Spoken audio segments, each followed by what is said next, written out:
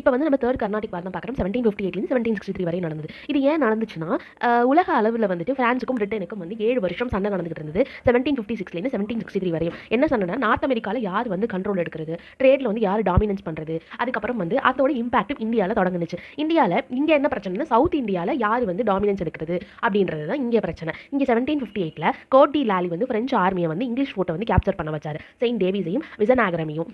அடுத்து இதுக்கு இங்கிலீஷ் பதிலடி கொடுக்குற மாதிரி மசூலிப்பட்டினத்தை அயர்கோட்டோட கண்ட்ரோலில் வந்துட்டு இவங்க வந்துட்டு பிடிச்சாங்க. அடுத்து இம்பார்ட்டன்டானது பேட்டில் ஆஃப் வாண்டிவாஷ், வந்தவாசியில் நடந்த பேட்டில் தான். 22 ஜனவரி 1760 வந்துட்டு இந்த பேட்டில் நடந்தது. இதில் வந்துட்டு இங்கிலீஷ் ஜெனரல் அயர்கோட் வந்து வின் பண்ணிட்டாரு.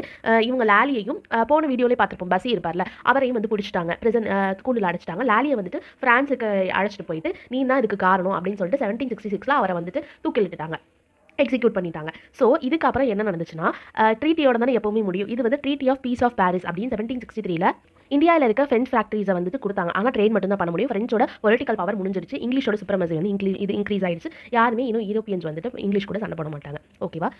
இதோட கர்நாடிக் வாரும் முடிஞ்சிச்சு. அட்வென்ட் ஆஃப் த யூரோப்பியனில் இன்னும் வந்துட்டு ஒரு 2 வீடியோ இருக்குது. ஒன்று என்னென்னா இங்கிலீஷுக்கு வந்து ஏன் இங்கிலீஷ் வந்து ஜெயிச்சாங்க, ஃப்ரெஞ்சோட ஃபெயிலியர் ஏன் நடந்தது, அது ஒன்று. இன்னொன்று வந்து டான்ஸ் வந்துட்டு ஃப்ரெஞ்சுக்கு முன்னாடியே வந்திருப்பாங்க. அவங்க ஒன்றும் பெரிய இம்பார்ட்டண்ட்டான கண்டென்ட் இல்லை, இருந்தாலும் அந்த வீடியோ லாஸ்ட்டாக நான் போடுறேன். தேங்க்யூ.